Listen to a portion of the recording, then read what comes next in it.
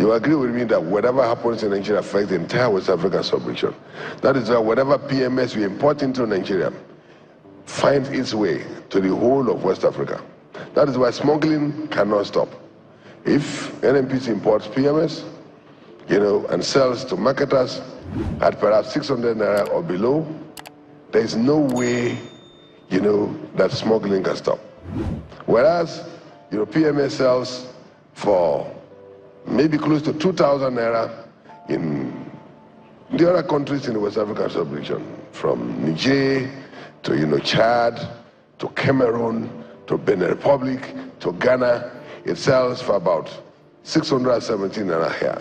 So when smugglers, are taking their, products outside the country, even if you put all the policemen on the road, they are Nigerians.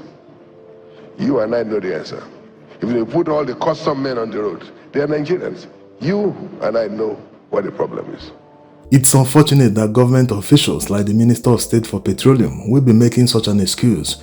Even Tinubu said the same thing, that Nigeria shouldn't be subsidizing petrol for neighboring countries. As a result, he increased the petrol price. What happened to law enforcement? Why don't we ever take law enforcement seriously in Nigeria? Have we accepted it as a norm that policemen will always take bribes, that customs officials will always take bribes, that they will never do their jobs even under supervision? This is a lazy man's approach and reeks of incompetence of a typical politician. They are sampling opinion, testing the microphone to see how people will react. Very soon they will officially increase the price of petrol. Petrol is already selling for near 1,000 or even above 1,000 naira per liter in many parts of the country. In border communities, petrol sells for 2,000 naira per liter because the NNPC refused to supply petrol to filling stations that are near the border. This has been going on for several weeks to the extent that people now feel that the petrol is being sold at the official price. In other words, what they are trying to say is that whenever the price of petrol increases in neighboring countries, Nigeria must increase their price so as to prevent smugglers from smuggling petrol to neighboring countries. Do they really understand what the high energy cost is doing to Nigeria's economy? Businesses are right now on the edge. Multinationals have left Nigeria, many are still planning to leave, and they want to increase the price of petrol.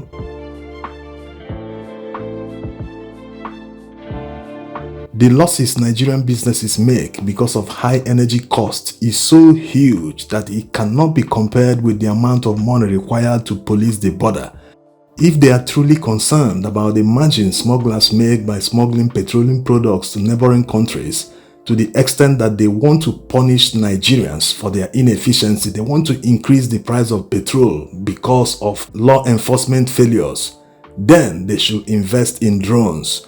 They should invest in serious people who will man our borders, who will supervise the border officials. In fact, they can even create 3 different teams. The first team will be monitoring the border officials. The second team will be monitoring the monitors of the border officials, while the third team will monitor the next monitoring team. They will also need to set up the main base in Abuja where they will receive the live feed from all the surveillance cameras.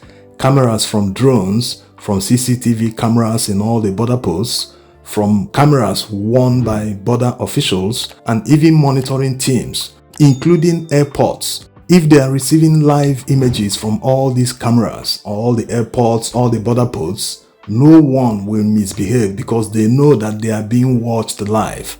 Issues like we see all the time, you see customs officials or immigration officials begging people money at airports, disgracing Nigeria at the international stage. Everyone will behave because they know they are being watched. Unlike if they are not being watched, they know all their colleagues do the same thing, so they go on and be demanding money, collecting bribes from people. Even in some cases when someone pays for customs duty, they still hold the person, expecting him to give them their own personal money. So these are the issues. If they truly want to solve the insecurity at the border posts, they need to take it seriously. Just like the story in Vanguard newspapers about how security agents can no longer track kidnappers, criminals, and other bandits, unlike how they used to track them in 2015. Nowadays, many criminals do live giveaway on TikTok. Live, they can never be caught. They are not even afraid. The audacity to be giving money to people live on the internet And the police are helpless, the SSSS are helpless, all the intelligence agencies can't do anything. And it goes on and on. Every day you see them live on TikTok doing giveaway. They might not be revealing their locations, but at least even kidnappers call people using their phone lines, their SIM cards, they negotiate for ransom. It takes several days. Still, they can't do anything. They can't be caught. They told an interesting story about how the former IG tracked the kidnappers of Olufalaye. They pinpointed their exact location. They not only arrested them, they also got hold of the cash they collected for ransom. How did they do it? They used technology. And to show you how unserious we take law enforcement in Nigeria, subsequent police chiefs allowed the equipment to rot to the extent that they didn't even renew the subscription, because this kind of service runs on a subscription. The few times the equipment worked, politicians took over the equipment to the extent that some of them tracked their girlfriends and mistresses with the equipment to know where they are. Imagine equipment that is supposed to be used to track criminals and solve crimes in Nigeria. They allowed politicians to take over, to use the equipment to go after their political rivals. So we have a problem. The budget of the National Assembly alone can buy at least 6 of the equipment and pay for their subscription for many years. Because all crimes are localized, it will be easier for them to fight banditry and terrorism within their geopolitical zones instead of depending on Abuja for everything. The Minister of State for Petroleum also talked about NNPC selling petrol above the landing cost. What it means is that they are talking about removing everything that is called petroleum subsidy, that they must sell at a profit to mitigate what he called smuggling petroleum products to neighboring countries. Now, does it mean that they are not even planning for a future when all the petrol sold in Nigeria will no longer have landing costs? The NNPC announced the other day that they will be handing over the 2 refineries. That's talking about Warri Refinery and Port Harcourt Refinery. They will hand them over to private operators to operate them. That's when they are ready, if ever they are going to be ready. So when these refineries start operations, that means petroleum products from these refineries won't have landing cost.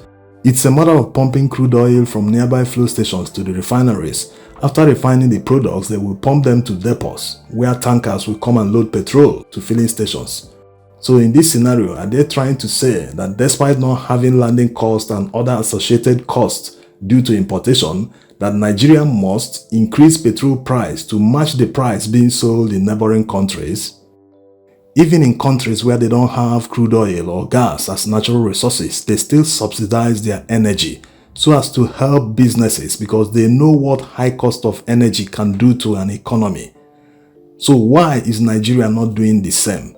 Nigeria has many natural resources. Nigeria has crude oil. Why is this crude oil becoming a curse instead of helping Nigeria to grow? Why aren't Nigerian leaders harnessing our natural resources to give us an advantage over other countries who don't have natural resources? That's the sensible thing to do, but instead they always want to punish Nigerians. They always want to push the inefficiency cost on Nigerians. Why in the world will a minister be telling Nigerians that they have to pay as high as Benin Republic, Cameroon or Chad, people who don't have crude oil? And this is not even about having crude oil in the first place. It is about law enforcement. Why do we have police, army and customs?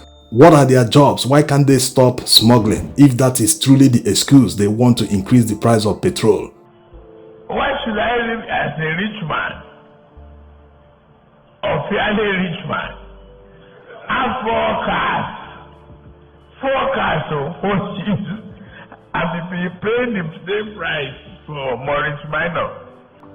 Why should I have 4 cars and be paying subsidized petrol for Cameroon, for Niger, for Benin Republic?